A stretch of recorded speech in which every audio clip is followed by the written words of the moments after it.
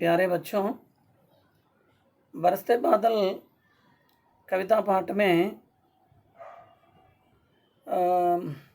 16 पंक्तियां हैं, 4 पद्य हैं। इन 16 पंक्तियों में से 8 पंक्तियों का भाव कल मैंने आपको बताया।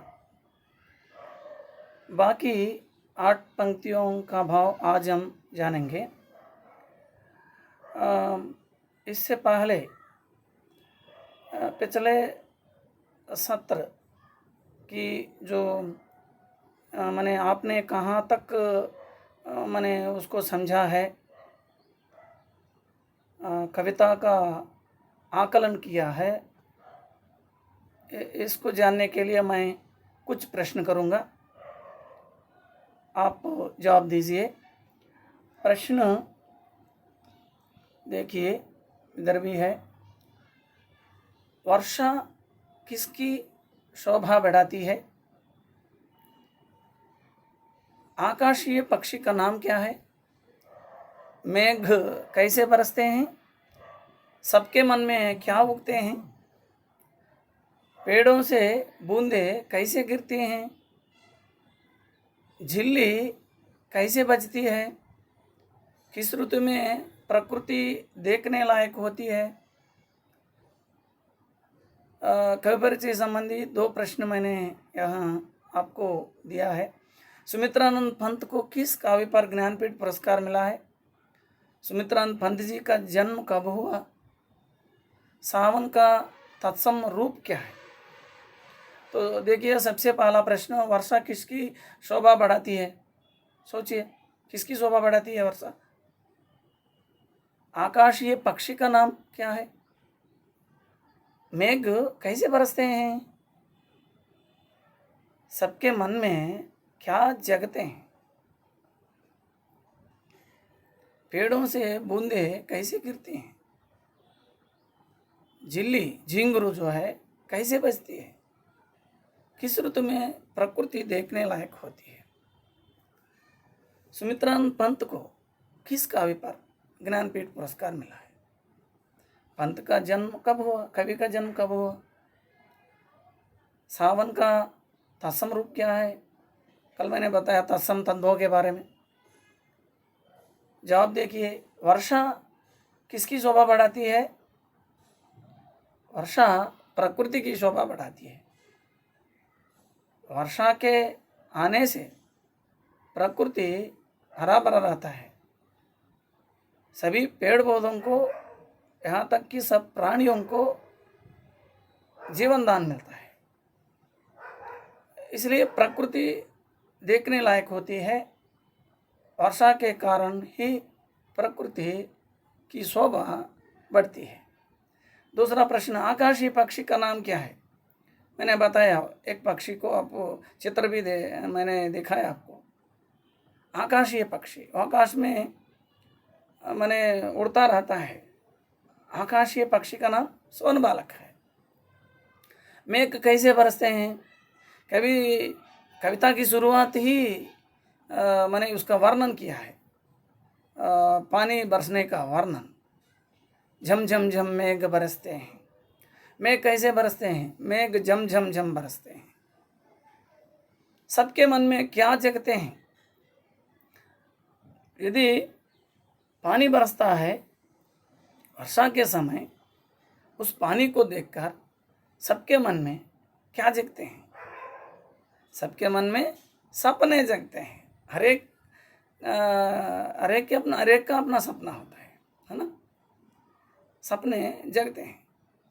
किसानों का अपना सपना होता है, पशु पक्षियों का, सभी प्राणियों का अपना सपना होता है। पेड़ों से बूंदें कैसे गिरती हैं? पेड़ पर पानी पड़ने से, मैंने वर्षा की बूंदें पड़ने से वहाँ से धरती पर गिरती हैं, तो आवाज़ कैसी होती है? कवि के अनुसार पेड़ों से बूंदें छम छम गिरती हैं। वर्षा का पानी झमझम बरसता है। पेड़ों से पड़ने वाली बिंदुएं छम छम गिरती हैं। झिल्ली कैसी बजती है? दादुर टरटर करते हैं। झिल्ली झिंगुरू कैसी बजती है? झिल्ली जन जन बजती है, उसकी आवाज। और किस ऋतु में प्रकृति देखने लायक होती है? वर्षा ऋतु में प्रकृति देखने लायक होती है। पहला प्रश्न भी इसी से मिलता जुलता है। देखिए, वर्षा ऋतु में प्रकृति देखने लायक होती है, प्रकृति की शोभा बढ़ती है वर्षा से। सुमित्रानंद पंत को किस काव्य पर ज्ञानपीठ पुरस्कार मिला? बरसते बादल कविता स्वर्णधूलि नामक काव्य संग्रह से ली गई है। स्वर्णधूलि एक काव्य है पंत जी का, अनेक रचनाएं उन्होंने की हैं। उनमें गुंजन है, पल्लव है, स्वर्ण किरण, स्वर्णधूलि, ग्राम्य, उत्तरा, इस तरह अनेक माने काव्य संग्रह उन्होंने लिखा है। उनमें किस काव्य को ज्ञानपीठ पुरस्कार मिला? ज्ञानपीठ पुरस्कार जो उच्चतम पुरस्कार है, भारत सरकार के द्वारा दिया जाता है। साहित्य में उच्चतम रचना को ज्ञानपीठ पुरस्कार दिया जाता है। पंत जी को ज्ञानपीठ पुरस्कार मिला है किस काव्य पर? हाँ, पंत जी को चिदंबरा काव्य संकलन पर ज्ञानपीठ पुरस्कार मिला है। पंत जी का जन्म कब हुआ? पंत जी का जन्म 1900 में हुआ है। अल्मोड़ा के पूर्वांचल प्रदेश के कौसानी गांव में सन 1900 को हुआ। सावन का तत्सम रूप क्या है? सावन का तत्सम रूप श्रावण, माने सावन तद्भव रूप, माने संस्कृत में जिस तरह का माने उच्चारण करते हैं, माने लेते हैं शब्द को, उसी वैसे ही लेना, वैसे ही अपनाना, तो वही तत्सम शब्द है। उस रूप को थोड़ा बदल कर, माने जनबोली में जो बोलते हैं, जो विकृति आ जाती है उसमें एक प्रकार से, उसको तद्भव कहते हैं। सावन, श्रावण, इस तरह कुछ शब्द भी हैं, अनेक हम पाठ्यांश में देख सकते हैं तत्सम शब्द। देखिए, सावन, श्रावण। उसी तरह सपना, सपना जगते हैं। सपना माने स्वप्न, स्वप्न जो है तत्सम शब्द है, सपना तद्भव शब्द है। और सूरज, सूर्य जो है तत्सम शब्द है, संस्कृत शब्द है। सूर्य, स्वप्न, श्रावण, ये संस्कृत शब्द। उससे उत्पन्न शब्द तद्भव शब्द बोलते हैं सूरज, सूर्य, सूरज, स्वप्न, सपना, श्रावण, सावन। इस तरह और शब्द हैं। गण, अणा, गण, गण, गण जो है तत्सम शब्द, गण तद्भव शब्द। वारी तत्सम शब्द, संस्कृत शब्द। बारी, बारी, वो तद्भव शब्द। इसी तरह चंद्र तत्सम शब्द, चांद तद्भव शब्द। इस पर भी हम ध्यान देने की जरूरत है। आगे देखिए, मैंने इसका जवाब भी यहाँ दर्ज किया हूँ, अपने अभ्यास पुस्तकों में दर्ज कीजिए, लिख लीजिए। और आगे हम बढ़ेंगे कविता की ओर। इधर देखिए, रिमझिम क्या कुछ कहते बूंदों के स्वर, रोम शहर उड़ते छूते वे भीतर अंतर, पानी की बूंदें रिमझिम बरसते हैं। पानी की बूंदें रिमझिम बरसते हैं। रिमझिम क्या कुछ कहते बूंदों के स्वर। रिमझिम ये माने क्या है? आवाज़। ये पानी बरसते समय, जो वर्षा के समय पानी की जो बूंदें गिरती है ना, उस समय जो आवाज़ आती है उसको रिमझिम क्या कुछ कहते हैं। उस ध्वनि में, पानी बरसते समय आने वाली उस ध्वनि में कौन सा भाव है, क्या कुछ कहते हैं उस स्वर में। मैं कुछ बोलता हूँ, एक ध्वनि मेरे मुँह से निकल रही है, इसका अर्थ है। माने कई शब्दों का अर्थ जरूर होता है, एक न एक अर्थ होता है। वो पानी बरसते समय उन बिंदुओं का भी कुछ भाव होता है कवि के अनुसार। वे स्वर, वे बूंदे क्या कहती हैं, बूंदों का क्या अर्थ है। और रोम शिहर उड़ते छूते वे भीतर अंतर। रोम माने बाल, बाल माने अब जानते हैं तेलुगु में वेंट्रिकल। शिहर उड़ते हैं, छूते वे भीतर अंतर, छूते स्पर्श करते ही। पानी बरसते समय हम शहर उड़ते हैं, हम क्या रोमांच हो जाते हैं, है ना, हम पुलकित होते हैं। एक प्रकार से हमारे अंदर भी पुलकावली आ जाती है। हम हमारे अंदर क्या होता है, एक अंतर, एक भेद दिखाई देता है। सबसे हम पहले जैसे हैं वैसे नहीं रहते, थोड़ा अंतर दिखाई देता है पानी के बरसते समय, वर्षा बरसते समय। समझ में आ रहा है? मेरी बातें समझ में आ रही है? समझ लीजिए, रिम झिम क्या कुछ कहते बूंदों के स्वर। इस तरह पढ़ने वाली उन बूंदों का भाव क्या है, कवि हमसे प्रश्न करता है, हमें सोचने को मजबूर करता है, समझने को कवि प्रेरित करता है हमें। उन बूंदों में भी अवश्य कुछ भाव है, रोम सिंहार उड़ते छूते हुए भीतर अंतर। अंदर माने हमारे अंदर, हरेक के अंदर, हरेक हृदय के अंदर, हरेक रोम सिंहार उड़ते हैं। बरसते समय बूंदों के स्वर कुछ कहते हैं ना, उनमें कुछ भाव है। हमारा रोम पाने बरसते समय सिर उड़ते हैं, हम रोमांच हो जाते हैं, एक प्रकार की हमारे अंदर कंपन हो जाता है। और आगे देखिए, धारा ओम पर धाराएं झरती धरती पर, रज के कण कण में तृण तृण को पुलकावली थर। धारा ओम पर धाराएं, देखिए धारा धारा, धारा ओम पर धाराएं, धारा एक वचन है, बहुवचन धाराएं, धारा ये प्लस पर धारा ओम पर, धारा ओम पर धाराएं। धारा माने प्रवाह, पानी का जो प्रवाह है उसको हम धारा कहते हैं। बहने वाली जो पानी की प्रवाह उसको हम धाराओं पर धाराएं, माने गली गली में नदियों जैसा बहती हैं, पानी की धाराएं बहती हैं। इधर देखिए, रोड पर बह रही हैं, धाराएं बह रही हैं। देखिए ये रोड पर धाराएं इस तरह बह रही हैं, धाराओं पर धाराएं माने प्रवाह, वो प्रवाह पर प्रवाह इस तरह।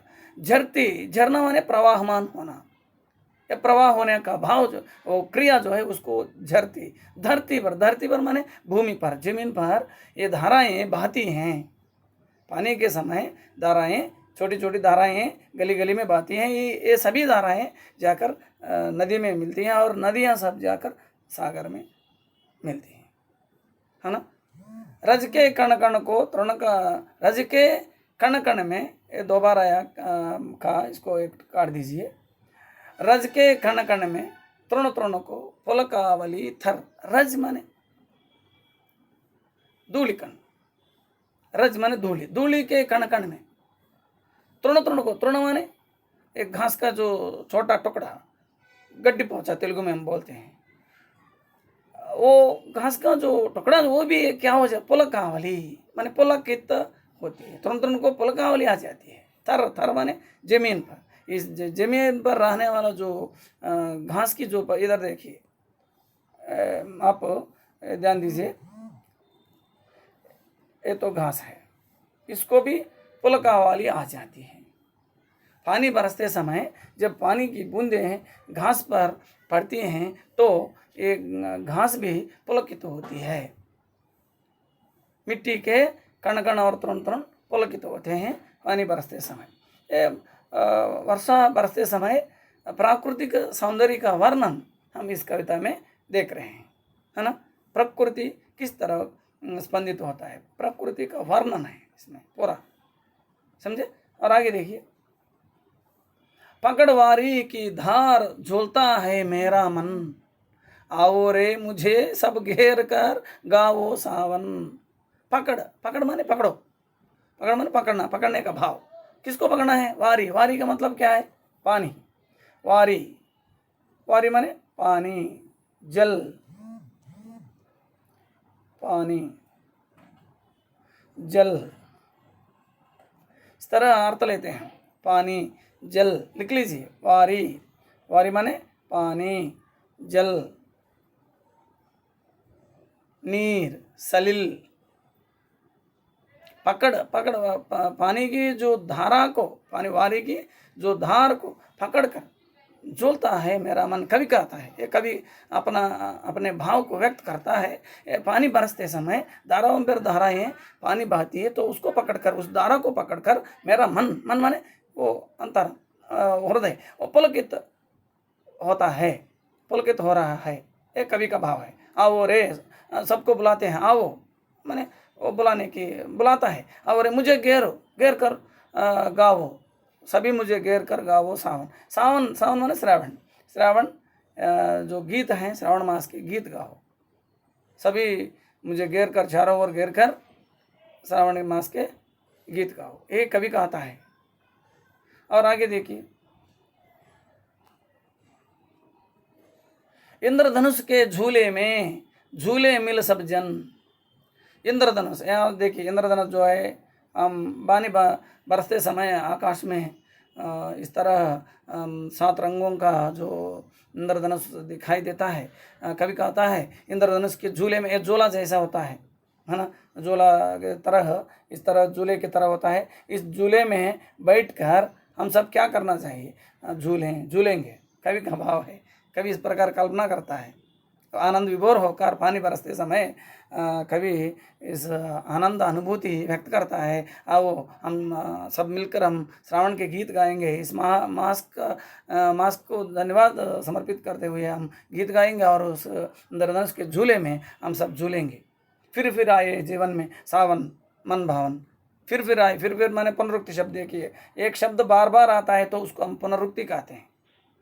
पुनरुक्ति, पुनः उक्ति, उक्ति माने बात, पुनः माने फिर से बताई गई बात को हम पुनरुक्ति कहते हैं। जो शब्द बार बार आता है तो उसको हम पुनरुक्ति। झमझम, छम छम, इस कविता में कई शब्द ऐसे हैं, सारे के सारे शब्द उसमें हम देखते हैं। झमझम, छम छम, चमचम, टर टर, म्याओ म्याओ, पीऊ पीऊ, घुमड़ घुमड़, रिमझिम, कण कण, त्रुन त्रुन, सभी जो हैं पुनरुक्ति शब्द हैं।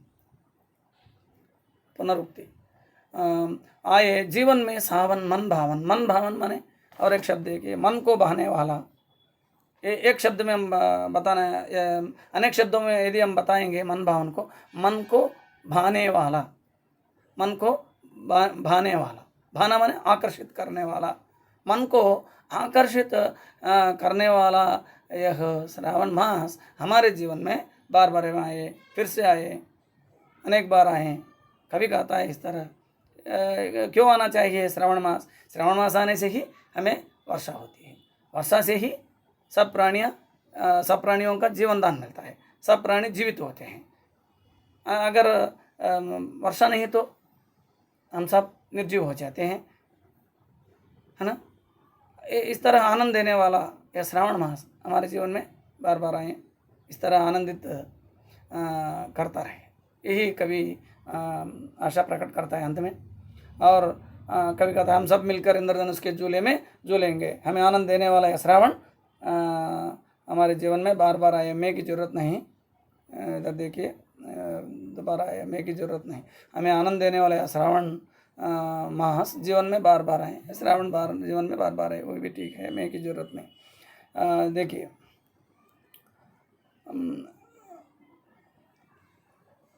इसमें और क्या है, अलंकार को हम देखेंगे तो अनुप्रास अलंकार है, इसमें अंत्यानुप्रास है, लटानुप्रास भी है। अनुप्रास का पूरा प्रयोग इस कविता में हम देखते हैं। कवि का वर्णन, या प्रकृति का वर्णन बड़े मनोरम ढंग से उन्होंने किया है, ये भी हमने देखा है। आगे हम इस पाठ से संबंधित और कुछ शब्दार्थ से लेकर इसमें आने वाले कुछ प्रश्न हैं ना, उसके प्रश्नों को जवाब कैसे लिखना है, ये भी हम इसका भी हम जानकारी लेंगे। इसमें कुछ प्रश्न ऐसे हैं, मेघ, बिजली और बूंदों का वर्णन यहाँ कैसे किया गया है। मेघ का वर्णन, बिजली और बूंदों का वर्णन, बिजली का वर्णन कैसे किया, बूंदों का वर्णन कैसे किया, बूंदें कैसे गिरती हैं, रिमझिम रिमझिम। मेघ पानी बरसते समय रिमझिम रिमझिम बूंदें गिरती हैं, तरुओं से गिरते समय छमछम गिरती हैं। और मेघ का वर्णन कैसे किया, ये मेघ जो है घुमड़ घुमड़ कर आते हैं, काले बादल आते हैं, चारों ओर फैल जाते हैं, तो धरती जो है वो सारा अंधकारमय बन जाता है, धरती अंधकारमय बन जाती है ना। माने एकदम से रात जैसी लगती है ना। तो आगे हम चलेंगे, प्रकृति की कौन कौन सी चीज़ें मन को छू लेती हैं, प्रकृति में कौन कौन सी चीज़ें आपको छू लेती हैं। और तृण तृण की प्रसन्नता का क्या भाव है? तृण तृण माने अरे घास की जो पौधा है वह भी प्रसन्न का अनुभव करता है। इसका क्या भाव है? माने वर्षा सबकी प्रिय ऋतु है, वर्षा से ही हम जीवित रहते हैं, प्राणदान मिलता है। इसलिए हरेक को वर्षा आने से ही हम पुलकित होते हैं। यदि हमें बहुत माने प्यारी व्यक्ति हमारे पास आ जाता है तो हम आनंदित होते हैं। उससे वह हमारा सब कुछ है तो और भी आनंदित हो जाते हैं। हमारे माँ बाप हैं तो हम बाहर रहते हैं, हॉस्टल में रहते हैं, दूर रहते हैं माँ बाप से। यदि घर पर आने से क्या हो जाता है? आनंदित होते हैं। यदि पिता हमारे पास आ जाते हैं, हॉस्टल में रहते हैं, तो पिता माँ या बाप आ जाते हैं तो हम क्या करते हैं? ज़्यादा आनंद का अनुभव करते हैं, है ना? क्यों अनुभव करते हैं? माँ बाप से ज़्यादा प्यार करते हैं, है ना? माँ बाप हमारे लिए बहुत प्यारी है ना, प्यारे हैं ना, बहुत प्यार करते हैं, इसलिए वे हमारे मन पसंद हैं। और हमको वो हमारे जीवन उन्हीं के माने श्रम पर आधारित है ना? इस तरह हम इस कविता में वर्षा का वर्णन देख लिया है। वर्षा और प्रकृति के बीच के संबंध को भी हमने इसमें देख सकते हैं। और धरती की शोभा का प्रमुख कारण वर्षा है। धरती की प्रमुख कारण ये वर्षा है। इस पर अपने विचार व्यक्त कीजिए। घने बादलों का वर्णन अपने शब्दों में लिखिए। घने बादल कैसे होते हैं, इसका वर्णन। इस तरह कुछ प्रश्न भी दिए गए हैं। वर्षा सभी प्राणियों के लिए जीवनाधार है कैसे? अब तक हमने इसी बात पर मैं बता रहा हूँ। वर्षा ऋतु के प्राकृतिक सौंदर्य पर अपने विचार लिखिए। इस वर्षा ऋतु पर अपना विचार क्या है? इस तरह के प्रश्न हैं। आगे के सत्र में हम और भी विस्तार से इस पर इन प्रश्नों के जवाब पर प्रकाश डालेंगे। कुछ व्याकरण संबंधी है, भाषा की बात भी है इसमें। इस कविता का सारांश भी हमको अपने शब्दों में लिखना पड़ता है। इधर कुछ पर्याय शब्द हैं, उस पर हम थोड़ा ध्यान देंगे। तरु, इसका पर्याय शब्द क्या है? तरु का मतलब क्या है? पेड़, वृक्ष, पादप। और गगन, गगन कल भी मैंने बताया। गगन आकाश, अंबर, अंतरिक्ष। इस तरह घन, मेघ, बादल। घन, मेघ, बादल, जलधि भी बोलते हैं। इसमें एक तत्सम शब्द सावन, श्रावण, सपना, स्वप्न, सूरज, सूर्य, ये तद्भव शब्द दिया गया है। इनको हम तत्सम रूप लिखना है। और साथ साथ तद्भव शब्द दिया गया है, तत्सम लिखना है। गण, अणा है, उसके स्थान पर ना लिखना है, गण। वारी, वारी के स्थान पर भारी। और चंद्र के स्थान पर चांद लिखना है। ये तद्भव शब्द दिए गए हैं, उनके स्थान पर हम तत्सम लिखना है।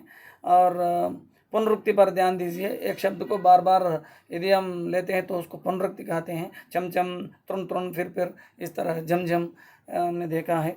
और धाराओं पर यह और भी है। धाराओं पर धाराएं गिरती धरती पर, अंतर स्पष्ट कीजिए। धारा ये प्लस पर यदि बहुवचन के साथ यदि कारक चिन्ह माने समास आ जाए, वह कारक चिन्ह लगाएं तो उसमें परिवर्तन आ जाता है। ये भी हम ध्यान देने की बात है। धाराएं प्लस पर, धाराओं पर। लड़का प्लस ने, लड़का प्लस ने, लड़के ने, लड़के प्लस ने, लड़कों ने। उसी तरह यदि स्त्रीलिंग है तो उसमें परिवर्तन नहीं होता।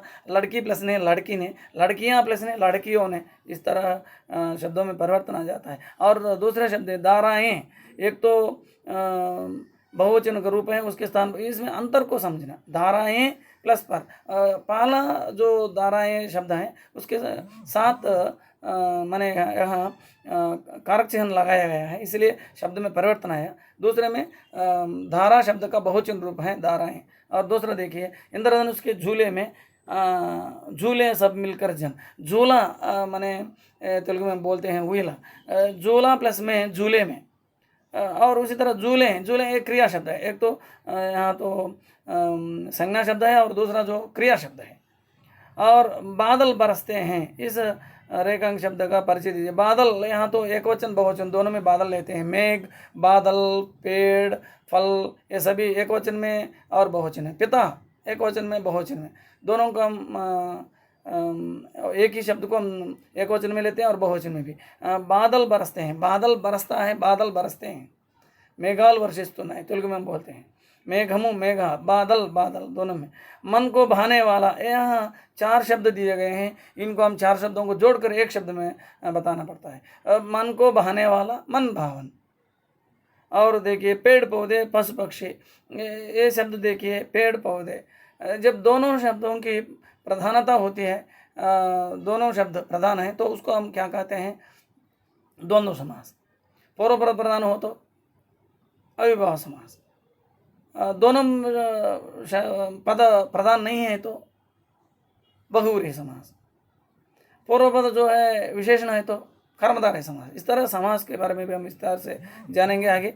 और पेड़ पौधे पशु पक्षी दोनों शब्द प्रधान है। जब ये आसान है द्वंद्व समास को समझना, दोनों शब्द प्रधान होते हैं, उसके बीच में लकीर भी होता है। पेड़ पौधे पशु पक्षी माता पिता भाई बहन, इस तरह शब्द हम देखते हैं समास का, दोनों समास का। और आगे देखिए रेखांकित शब्दों पर ध्यान दीजिए। वो बरसते बादल, इसमें क्या है? कुछ वाक्य बनाए हैं। इस तरह कुछ वाक्य बनाने को भी यहाँ है, हम आसानी से बना सकते हैं। इसमें अलंकार भी है। अलंकार में इसमें कौन सा अलंकार है? इसमें कौन सा अलंकार है मैंने बताया? अनुप्रास अलंकार है। अनुप्रास अलंकार में लाटानुप्रास, चैकानुप्रास, अंत्यानुप्रास, इस तरह के हैं सभी को हम देखते हैं। इसमें शब्दों की आवृत्ति है। अंत में अनुप्रास है। अंत में शब्दों देखिए कविता में सावन के, छन के, घन के, मन के, जन जन, गन, क्रंदन, गर्जन, अंत में जो शब्द है वो एक जैसा है तो वो अनुप्रास है। अन के, जन जन, गन, क्रंदन, गर्जन, ना का प्रयोग, अंत में ना ना ना, इस तरह रिम जिम रिम पुनरुक्ति, वो इस तरह ये भी अनुप्रास है, लाटानुप्रास अलंकार। इस तरह अलंकार वो कवि पंत जी का प्रिय अलंकार अनुप्रास है, समझ लीजिए। और प्रकृति चित्रण में भी बेजोड़ कवि हैं। पंत जी की विशेषता, भाषा विशेषता के बारे में भी हम जानकारी लेनी चाहिए। पंत जी की भाषा विशेषता क्या है? सुंदर मधुर शब्द चयन। वे सुंदर शब्दों को, मधुर शब्दों को वे पहले चयन करते हैं और उसको विन्यास करते हैं। जिस शब्द को जहाँ होना चाहिए वहाँ वे उसको रखते हैं। इस तरह उनकी विशेषता है, भाषा विशेषता है, उनका विन्यास करना, सुंदर शब्दों को और मधुर शब्दों को चयन करना और उसका विन्यास करना उनकी भाषा की प्रमुख विशेषता है। अनुप्रास उसका प्रिय अलंकार है। सबसे बड़े हम देखने की बात यह है इस कविता में, एक गेय योग्य है, एक गाने लायक है, गेय के साथ, इसमें नाद के साथ गेय योग्य है, ये भी हम देखने की जरूरत है। और क्या विषय, कौन सा? ये छायावादी काव्यधारा के प्रमुख स्तंभ हैं, ये हम देखने की बात है कवि के संबंध में। आगे हम इसके बारे में और भी जानकारी लेंगे। प्रश्न उत्तर संबंधी जानकारी हम प्रश्न किस तरह हम जवाब लिखना है आसानी से, इसको भी हम जानेंगे। सारांश कैसे लिखना है, इस पर भी हम आगे के सत्र में हम जानकारी लेंगे। बहुत धन्यवाद।